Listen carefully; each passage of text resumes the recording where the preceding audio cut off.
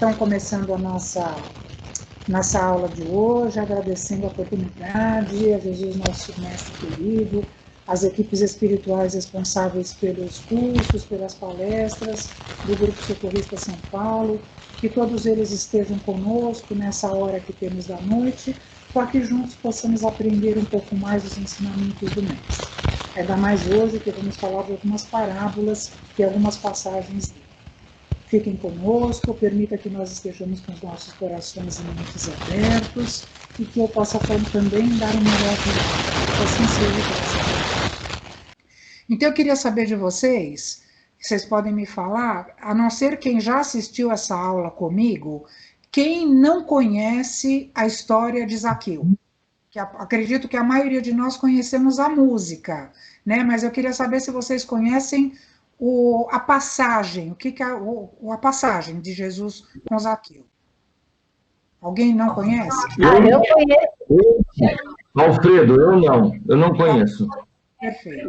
Eu conheço por assim, pesquisa na internet, pelos livros que a gente lê. Entendi. Eu conheço por cima. Tá bom, então vamos conhecer a fundo então hoje, tá bom? Então, Ok. assim, é uma passagem bastante significativa e ela, inclusive, gerou aquela música que é tão linda, né? Eu confesso que eu não sei de quem que é, mas acredito que todos nós conhecemos, né? A música de Zaqueu. Então, eu vou começar falando para vocês o seguinte. Essa passagem está em Lucas, no capítulo 19, versículos de 1 a 10.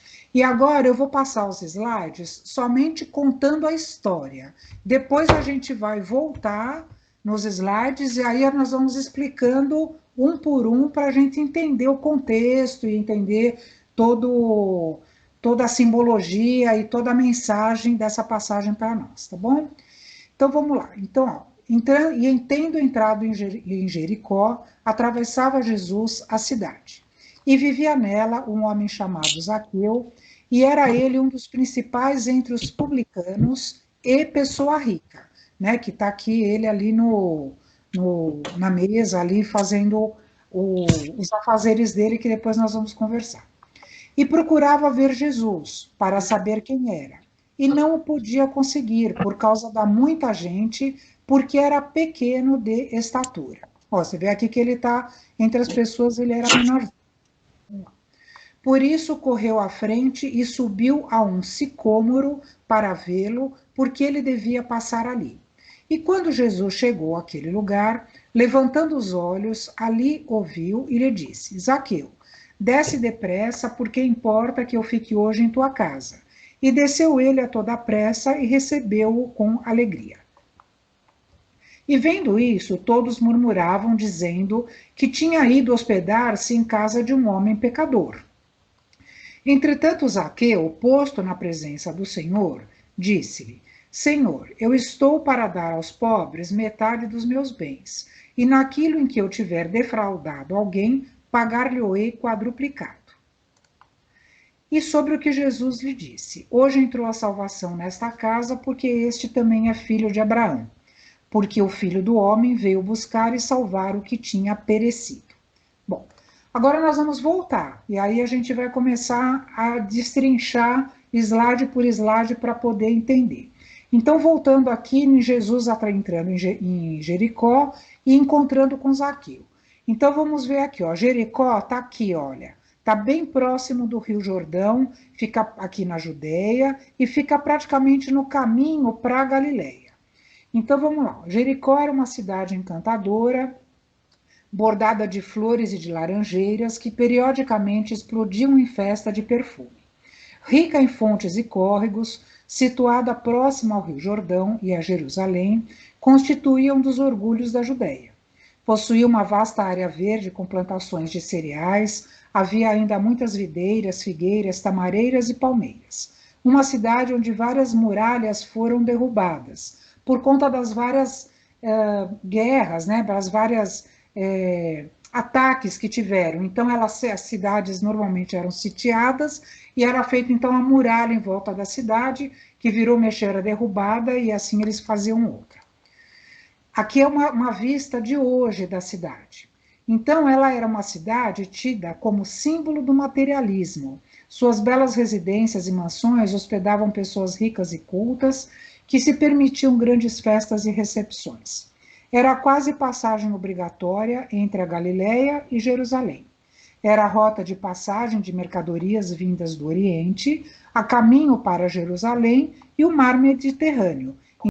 Então, assim, vinha assim do Mediterrâneo, olha, vinha aqui, né, entravam por aqui as mercadorias, passavam às vezes por Jerusalém, Jericó e subia para Galiléia, ou enfim, para todas as outras cidades. Então, ela era uma cidade de muito comércio, né, como a gente está falando, justamente porque era essa passagem da mercadoria.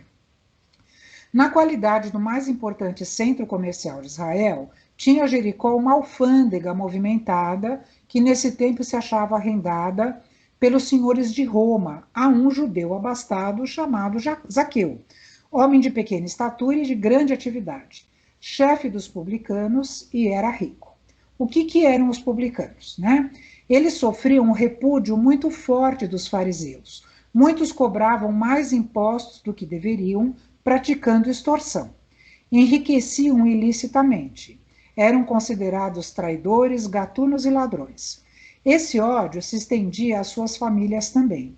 Eram impedidos de participar do templo e expulsos das sinagogas. Apontados por onde passavam, isolados dos seus compatriotas, eram contados como pecadores.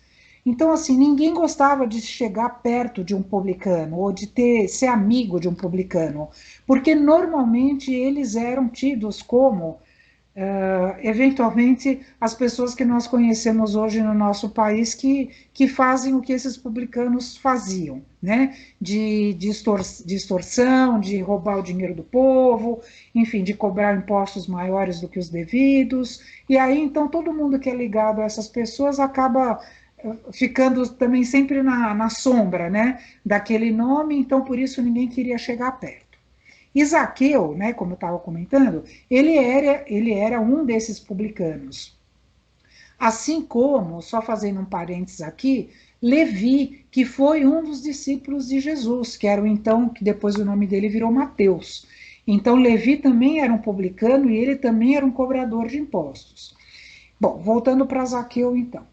E aí, o que eu acho interessante é que em nenhum momento que a gente vê na Bíblia, ou vê em algumas passagens, ou mesmo aqui onde nós lemos essa passagem agora, não quer dizer que Zaqueu fosse de fato uma pessoa inescrupulosa. Tá? Isso é mais tido pelo fato dele ser um publicano do que sendo verdade de que ele fosse uma pessoa corrupta. Isso fica por conta da sociedade que falava, né? Então vamos lá. Então, como ele era pequeno, ele era baixinho, ele não conseguia ver Jesus. E aí, como ele já sabia que Jesus ia chegar na cidade, ele queria ver Jesus de qualquer jeito. Então, agora que nós começamos a ver os ensinamentos dessa passagem. Então, lá, quando o ser humano toma a atitude mínima de ver quem é Deus, verdadeiramente em seu coração, é o próprio homem quem acaba por ser encontrado. Porque, de fato, nós, quando nos abrimos para Deus, né, para as coisas espirituais, nós acabamos nos encontrando, né, nós acabamos evoluindo, acabamos nos entendendo. Então é isso que essa frase quer dizer, né? Quando é uma atitude mínima de ver quem é Deus, nós mesmos é que nos encontramos. Então Zaqueu, para ver Jesus, ele teve que superar obstáculos de cunho pessoal, porque ele era de pequena estatura, e obstáculos de cunho circunstancial, que era a multidão. Porque o que acontece também? Zaqueu, ele era um homem muito conhecido. Então, ele, para vocês verem como tudo tem um significado, ele, para ver Jesus, ele subiu numa árvore. Então, assim, as pessoas iam pensar, nossa, mas Zaqueu, um homem importante na cidade, um homem com tantas posses, vai subir numa árvore para ver Jesus? Né? Então, como se fosse uma coisa ridícula, né, que ele estivesse fazendo. E, de fato, aquilo tenha muito mais a ver com seu encontro pessoal do que esse obstáculo de cunho circunstancial, que seria essa multidão que ele tinha que atravessar e subir numa árvore para poder ver Jesus, porque senão ele não ia conseguir vê-lo. Então veja que Zaqueu utiliza de estratégias para se pôr à frente da multidão. Ele calcula por onde Jesus passaria. Para superar a multidão, ele corre, ou seja, ele emprega as suas energias.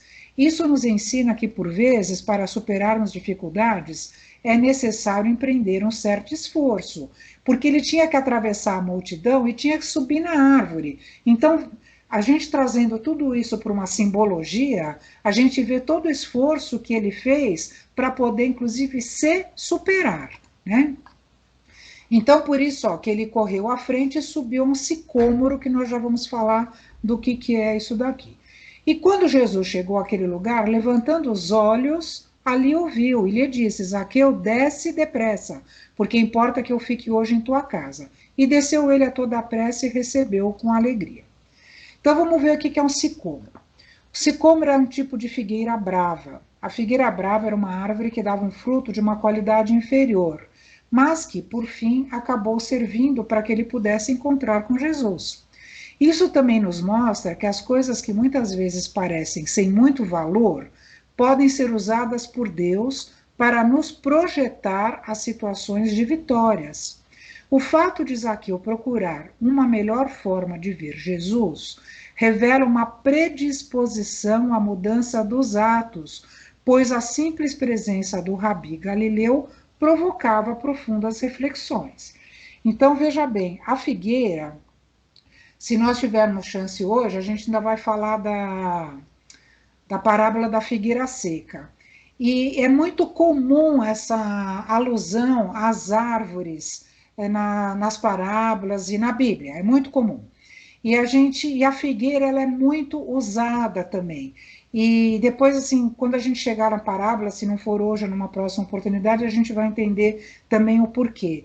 E a árvore, que é sempre utilizada como sendo um símbolo que ela está ligada da terra, né, quando tem as raízes que estão na terra, com o céu, quando eles projetam os galhos altos, estão sempre para cima. Então é como se fosse uma ascensão. Por isso que tem muitas alusões a árvores também na Bíblia. Mas voltando aqui para o Zaqueu. Então a gente vê que como essa figueira ela produzia frutos de qualidade inferior, o que está nos mostrando? Que mesmo às vezes algumas pequenas coisas que para nós, às vezes, na nossa vida parece insignificante, que nós não damos valor, às vezes são essas pequenas coisas que fazem com que nós nos projetemos para frente, né? Que nós alcancemos uma posição melhor, e isso eu estou falando em termos de evolução interna, né? Que foi o que Zaqueu aqui tudo está querendo nos mostrar, que ele superou as suas próprias deficiências para poder ver Jesus, né? Então vamos lá. E aí a gente pergunta, onde está essa figueira hoje, né? Ela se expressa hoje nas pessoas, situações e coisas que nos alcançam de forma imperiosa. Manifesta-se situações inconvenientes e desagradáveis, aqui ó, manifesta-se em situações inconvenientes e desagradáveis em nossa vida. Como eu comentei ali, às vezes são pequenas coisas.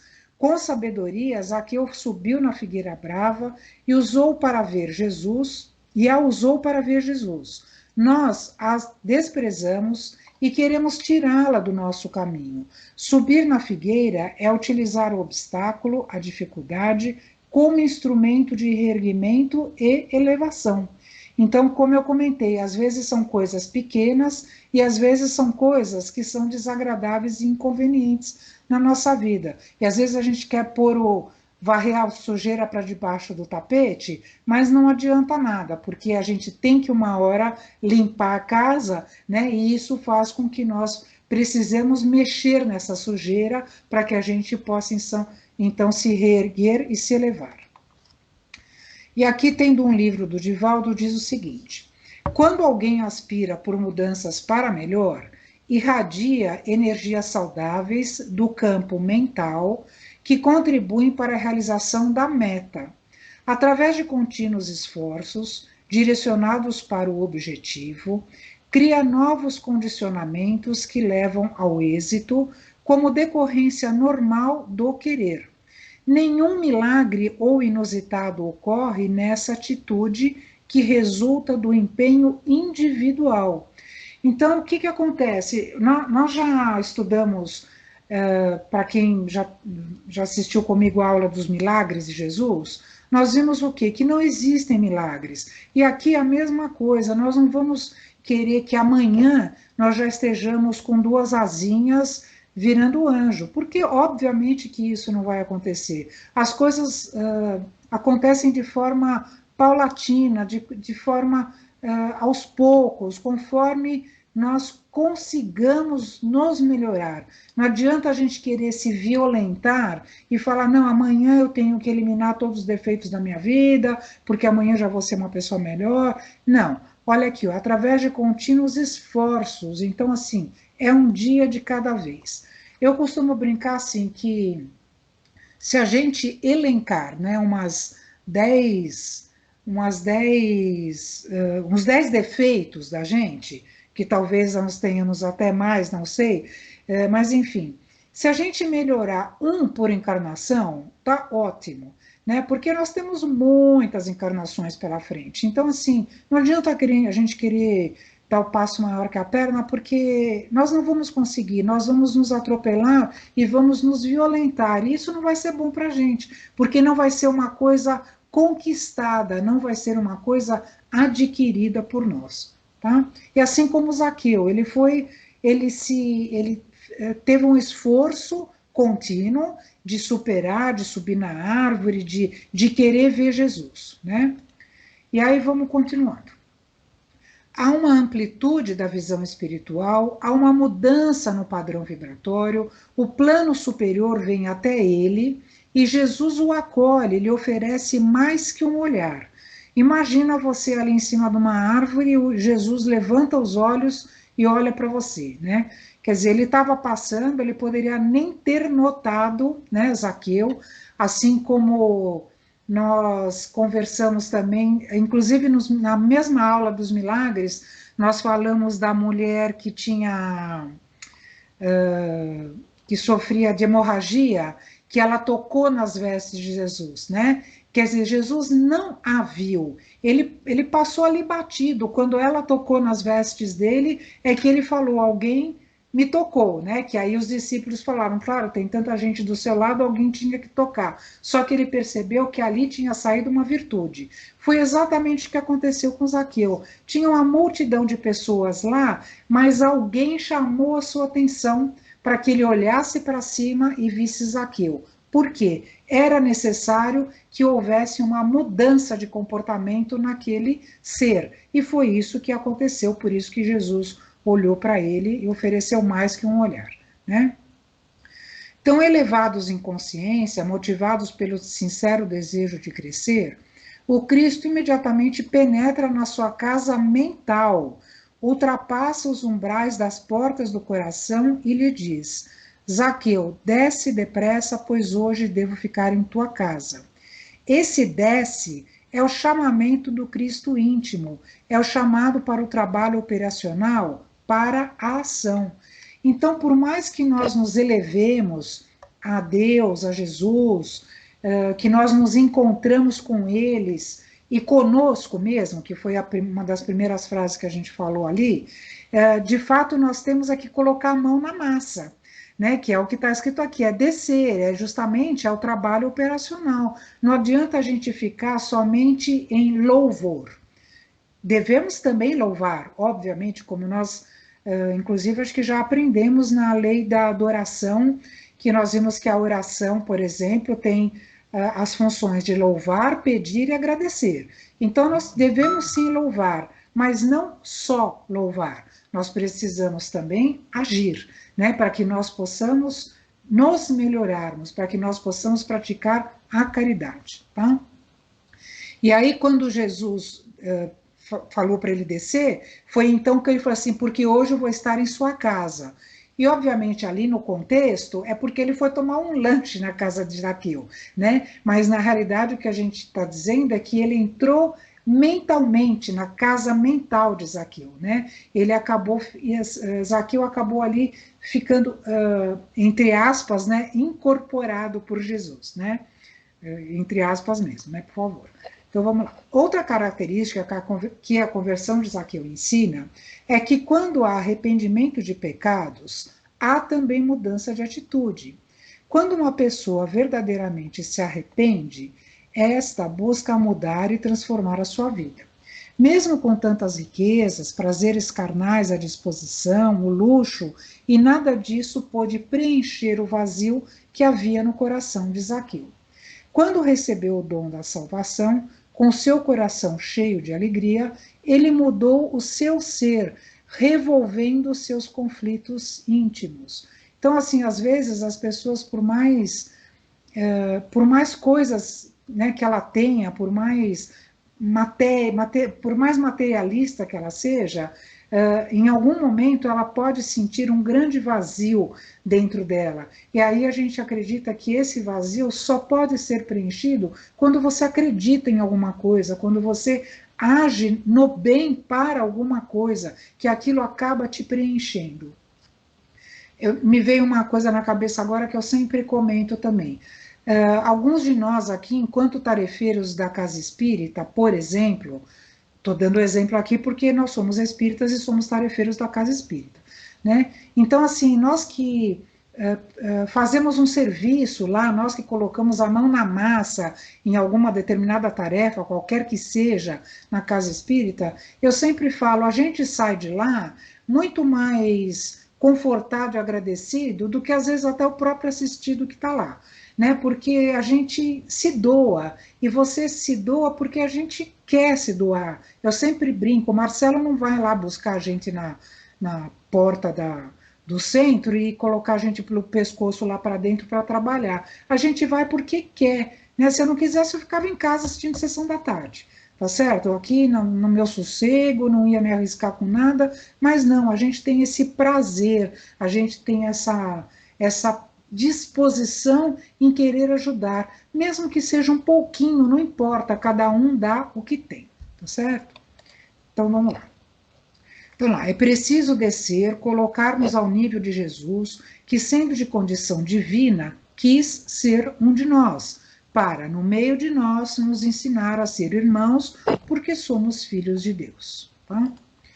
Então vamos lá. Então, quando Jesus falou, né, que ele tinha que descer e que ele ia estar na casa dele, as pessoas que estavam ali do lado ficaram muito bravas, né? Como assim Jesus vai na casa de um pecador, né? E aí Zaqueu, aqui é que dá a dizer que pode ser que ele não tenha sido literalmente um corrupto, né? Porque aí ele fala, posto na presença do Senhor, disse-lhe, Senhor, eu estou para dar aos pobres metade dos meus bens, e naquilo em que eu tiver defraudado alguém, pagar-lhe-ei quadruplicado. Então, assim, de fato, ele estava disposto a ressarcir eventualmente alguma coisa que ele tenha pego dos outros, do povo, e ao mesmo tempo ele já queria dar para os pobres metade do que ele tinha, né? Então vamos lá. As pessoas murmuravam, ou seja, comentavam entre si, por certo, fazendo juízo da atitude de Jesus em hospedar-se na casa de Zaqueu, um detestável publicano.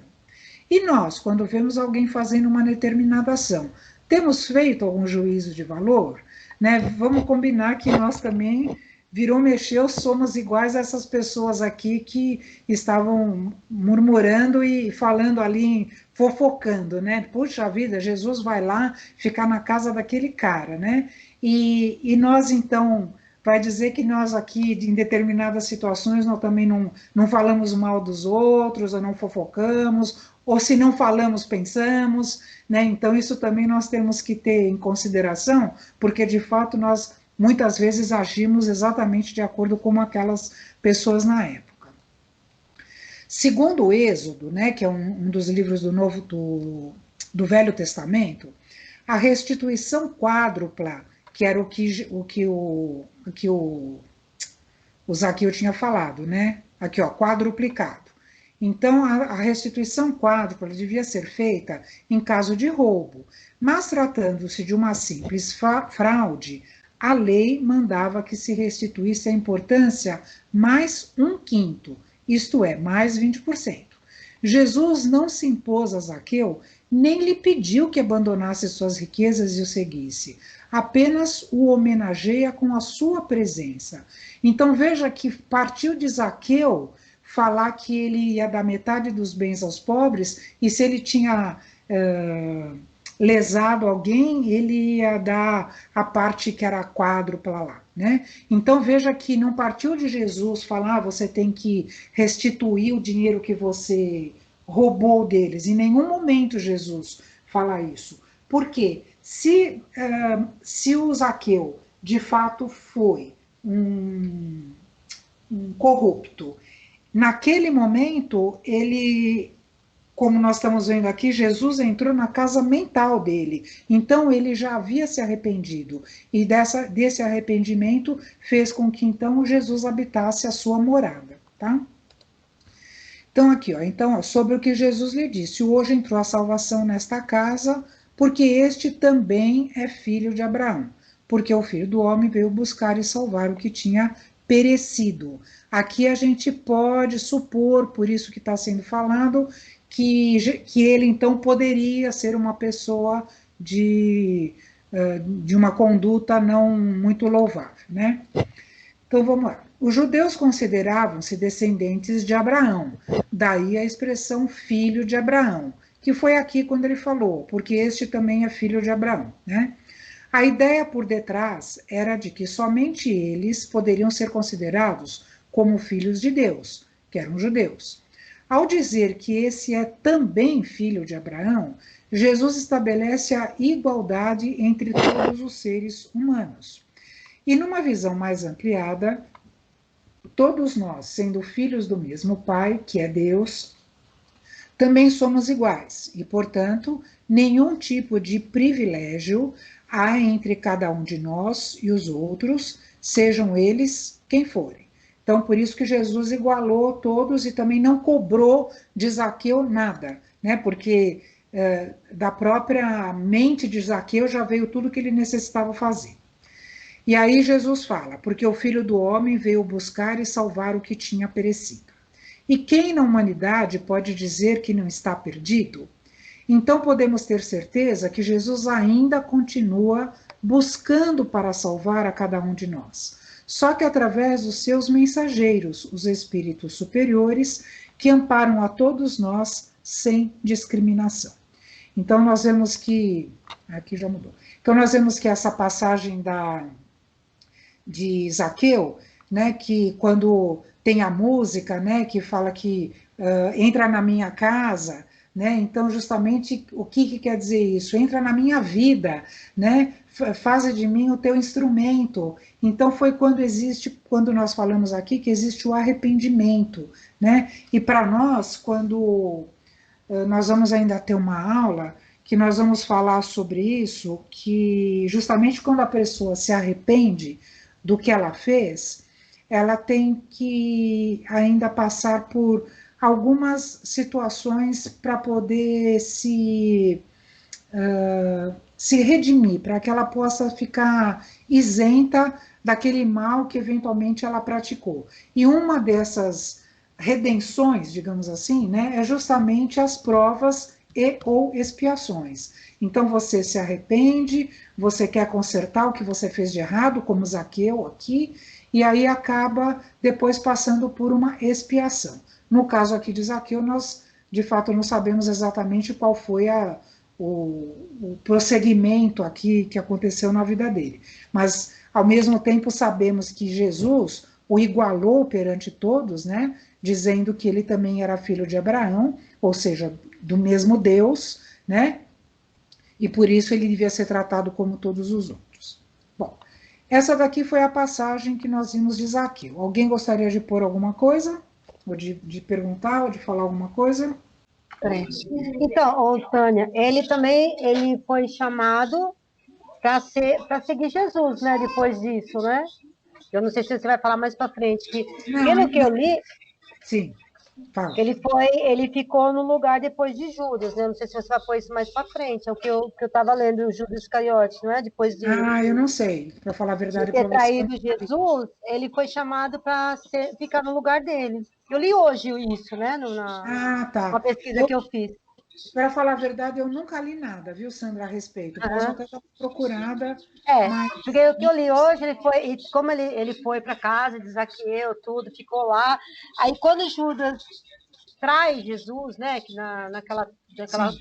toda, ele é chamado para ficar aqui, ó, a ascensão de Jesus, né, no santuário. Porque, ó, Zaqueu tomou o lugar de Judas Iscariote após a ascensão de Jesus. A Entendi. ascensão de Jesus. Ah, entendi. Mesmo, bom, eu não vou falar nada porque eu não li, mas eu vou dar uma Uhum. procurada que a gente pode conversar a respeito, tá bom? Ah, tá certo. Bom, vamos lá. Então, aqui, olha, eu vou pôr para vocês a parábola dos talentos, que é a outra parábola que a gente vai estudar, que dá tempo ainda. Aqui, os próximos slides eu ia ler, mas como eu achei depois o vídeo, então eu vou pôr para vocês o vídeo da parábola e vejam se tem o áudio. Porque isto é também como um homem que, partindo Ixi, para fora da terra, como assim? chamou os seus servos e entregou-lhe os seus bens. E a um deu 5 talentos, e a outro 2, e a outro 1, a cada um segundo a sua capacidade. E ausentou-se logo para longe. E tendo ele partido, o que recebera 5 talentos, negociou com eles, e granjeou outros 5 talentos. Da mesma sorte, o que recebera 2, granjeou também outros 2. Mas o que recebera 1, foi e cavou na terra, e escondeu o dinheiro do seu senhor. E muito tempo depois, veio o senhor daqueles servos e fez contas com eles. Então aproximou-se o que recebera 5 talentos e trouxe-lhe outros 5 talentos, dizendo: Senhor, entregaste-me 5 talentos. Eis aqui outros 5 talentos que granjeei com eles. E o seu senhor lhe disse: Bem está, servo bom e fiel. Sobre o pouco foste fiel, sobre muito te colocarei. Entra no gozo do teu senhor. E chegando também o que tinha recebido 2 talentos, disse: Senhor, entregaste-me 2 talentos, eis que com eles granjeei outros 2 talentos. Disse-lhe o seu senhor: Bem está, bom e fiel servo. Sobre o pouco foste fiel, sobre muito te colocarei. Entra no gozo do teu senhor. Mas chegando também o que recebera 1 talento, disse: Senhor, eu conhecia-te que és um homem duro, que ceifas onde não semeaste e ajuntas onde não espalhaste. E atemorizado, escondi na terra o teu talento. Aqui tens o que é teu. Respondendo, porém, o seu senhor disse-lhe: Mau e negligente servo, sabias que ceifo onde não semeei e ajunto onde não espalhei? Devias então ter dado o meu dinheiro aos banqueiros e, quando eu viesse, receberia o meu com os juros. Tirai-lhe, pois, o talento e dai-o ao que tem os 10 talentos, porque a qualquer que tiver será dado. E terá em abundância, mas ao que não tiver, até o que tem ser-lhe-á tirado. Lançai, pois, o servo inútil nas trevas exteriores. Ali haverá pranto e ranger de dentes. Bom, então, assim, essa parábola ela é muito interessante. Eu acredito que vocês já deviam conhecer. Aqui eu não vou ler, porque, de qualquer forma, é o, é o vídeo, tá? Pronto. Então, vamos já para a interpretação. Então, assim, quem que é o Senhor, né, nessa parábola? Então, nós vemos que o Senhor é Deus, né? Quem são os servos? Somos nós, os trabalhadores da vinha do Cristo Jesus. O que são os talentos que ele deu, que na época era um dinheiro, né? Era o chamado dinheiro na época, era o talento. Então, aqui, ó, na parábola, a palavra talento corresponde ao conjunto de todos os bens dados ao homem por Deus, tanto os materiais como os espirituais. Os talentos materiais vêm ser a riqueza, as boas condições de vida, o bom estado social e uma boa saúde. Os talentos espirituais vêm a ser uma mente iluminada, uma boa memória, as diversas habilidades no campo das artes e serviços afins, o dom da oratória, a valentia, a sensibilidade, a compaixão e várias outras qualidades que nos foram conferidas pelo Criador. Então vamos continuando. Mas será que é só isso? Né, que a gente está vendo aqui está muito restrito, só como bem material ou espiritual. Então, o que diz aqui no livro Palavras de Vida Eterna? Se te afeiçoas assim aos ideais de aprimoramento e progresso, não te afastes do trabalho que renova, do estudo que aperfeiçoa, do perdão que ilumina, do sacrifício que enobrece e da bondade que santifica. Lembra-te de que o Senhor nos concede tudo aquilo de que necessitamos para comungar-lhe a glória divina. Entretanto, não te esqueças de que as dádivas do Criador se fixam nos seres da criação conforme a capacidade de cada um.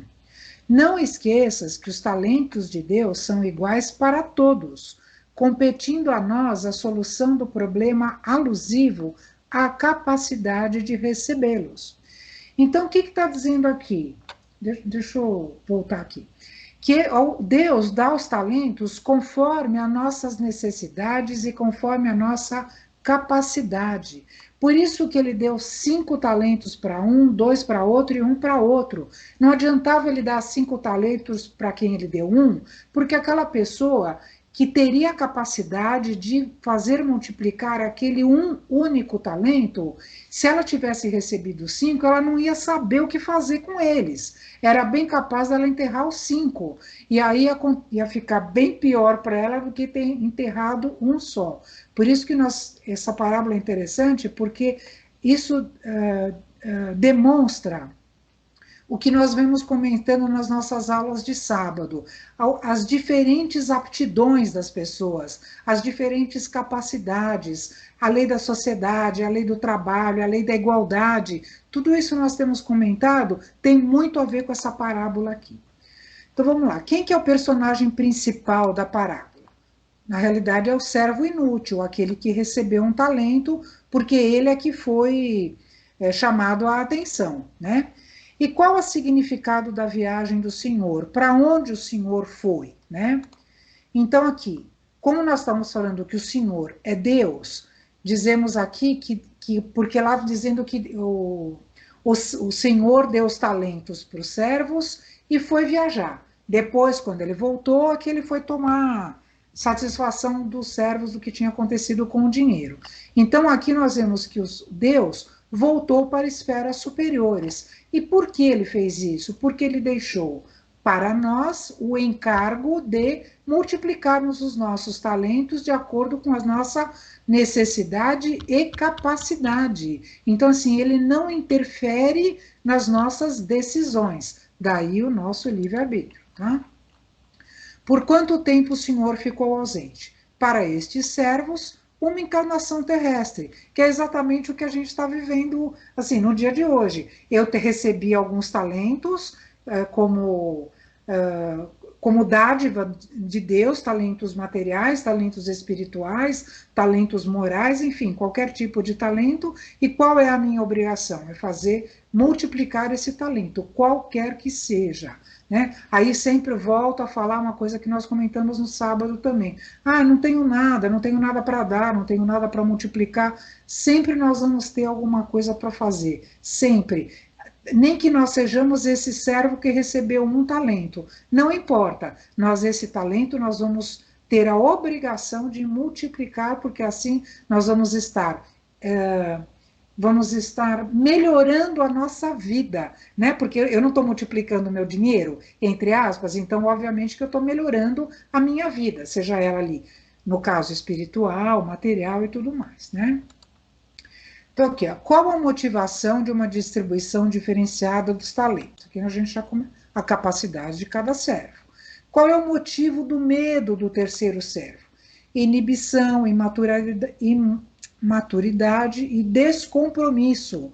Ele não soube utilizar a concessão celeste, não sabe aproveitar nem o pouco que recebeu, estacionando no processo evolutivo.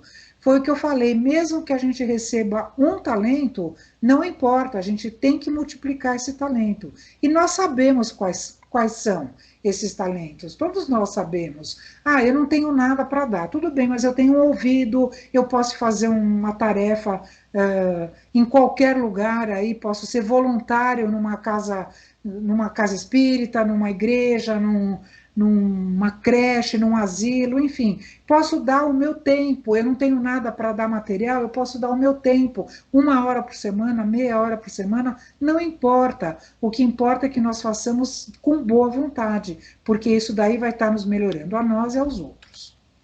O que motiva a condenação do terceiro servo, porque de fato o Senhor ficou bravo com ele, né? A falta de compromisso, a imaturidade e a perda da oportunidade dada. Veja bem, se a gente tem a oportunidade, você vai deixar passar batido? Aí, meu filho, passou, passou. Só na próxima que você vai ter outras oportunidades e quem sabe essa oportunidade perdida não vai lhe ser cobrada por isso, né? Qual a importância dos outros servos? Trabalhadores do Cristo que cumprem sua humilde tarefa. Aqueles que aproveitam os recursos divinos em prol do adiantamento do próximo e de si, que foi o que eu acabei de falar. Demonstraram responsabilidade, diligência, bom senso, trabalho e dedicação frente às dádivas recebidas. Os que recebem 5 talentos são espíritos jamais experimentados, mas vividos, que reencarnam para missões de repercussão social. Os que receberam 2 são destinados às tarefas mais restritas, de âmbito familiar. Os que recebem 1 não têm outra responsabilidade senão a de promoverem o progresso espiritual de si mesmos, mediante a aquisição de virtudes que lhes faltam. Então, isso nós vemos nesse livro aqui, do Rodolfo Caligares, que justamente diz aqui a diferença dos 3 talentos. E aqui, apesar dele falar do progresso espiritual de si mesmos, eu reitero que nós sempre temos alguma coisa que nós podemos multiplicar. Como eu comentei, o meu tempo, né? Se eu tenho tempo disponível, vou multiplicar esse tempo em favor de mim, da minha elevação e do próximo também. No próprio livro, todo aquele que diligencia por corresponder à confiança do Senhor, receberá auxílio e proteção para que possa aumentar as virtudes que possui.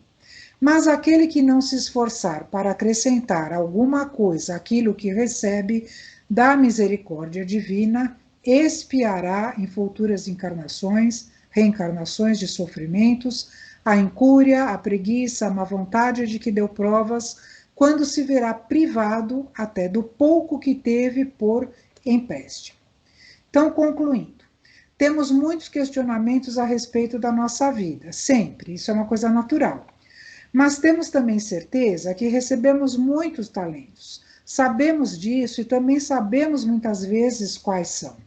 Então, por exemplo, aqui, na nossa vida, se a gente for ver essa figura aqui, nós sabemos que nós temos compromissos pessoais, espirituais, com os nossos relacionamentos, compromissos profissionais e familiares. E aqui nós vemos as setinhas todas de um lado para o outro, né? Para tudo quanto é lado tem setinha aqui. Então veja que da nossa vida nós podemos direcionar os nossos talentos para qualquer que seja uma dessas vertentes aqui. Eu posso multiplicar o meu talento.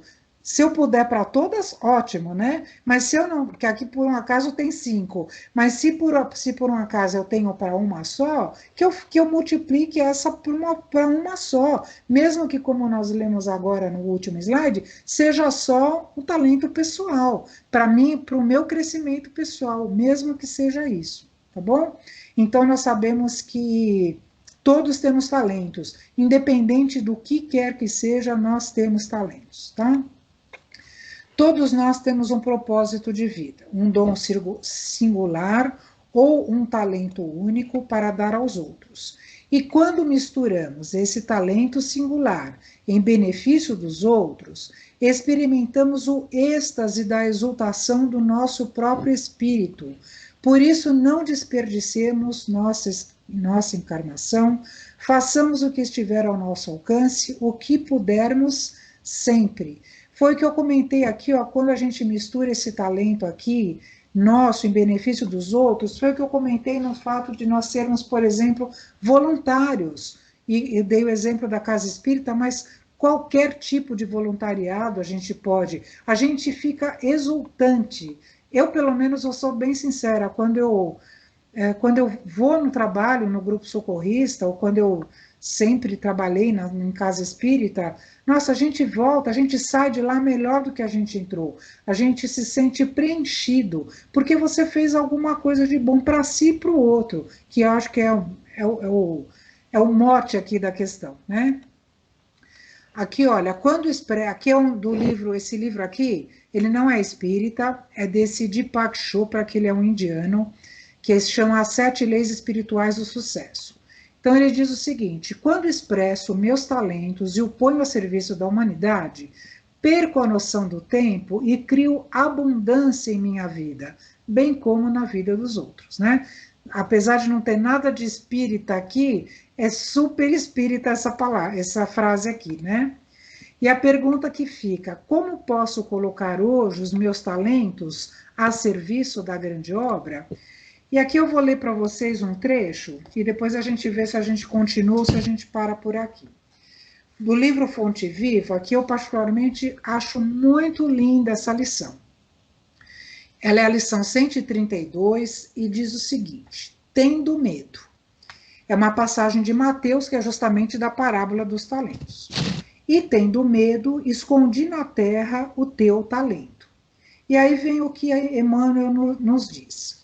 Na parábola dos talentos, o servo negligente atribui ao medo a causa do insucesso em que se infelicita.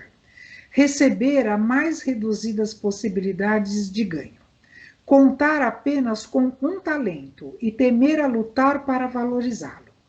Quanto aconteceu ao servidor invigilante da narrativa evangélica, há muitas pessoas que se acusam pobres de recursos para transitar no mundo como desejariam, e recolhem-se à ociosidade, alegando o medo da ação. Medo de trabalhar, medo de servir, medo de fazer amigos, medo de desapontar, medo de sofrer, medo da incompreensão, medo da alegria, medo da dor. E alcançam o fim do corpo como sensitivas humanas, sem o mínimo esforço para enriquecer a existência. Na vida, agarram-se ao medo da morte. Na morte, confessam o medo da vida. E a pretexto de serem menos favorecidos pelo destino, transformam-se gradativamente em campeões da inutilidade e da preguiça. Se recebeste, pois, mais rude tarefa no mundo, não te atemorizes à frente dos outros, e faze dela o teu caminho de progresso e renovação. Por mais sombria seja a estrada a que foste conduzido pelas circunstâncias, enriquece-a com a luz do teu esforço no bem, porque o medo não serviu como justificativa aceitável no acerto de contas entre o servo e o Senhor. Então, gente, essa lição aqui eu acho bastante... Eu particularmente acho muito bonita, né? Principalmente quando ele fala, a gente tem medo da morte e tem medo da vida, né? Então a gente tem que... E isso não foi desculpa, né? Na hora que a gente desencarnar e chegar lá para São Pedro, e aí ele vai falar, né, para a gente assim, o que você fez do talento que você recebeu? Aí você fala, eu não fiz nada porque eu fiquei com medo de perder, né? E aí isso de fato não foi desculpa, e aí nos aguarde a próxima reencarnação, né? Então, gente, olha, de fato, olha, deu 1 hora aqui nós temos os trabalhadores da última hora e temos os da Figueira Seca. Então, eu vou parar de compartilhar E vou sugerir, então, para a gente encerrar por aqui, para a gente não ficar muito cansativo, como foi comentado. E aí a gente pode... Acabou, né? Eu pus já? Tá.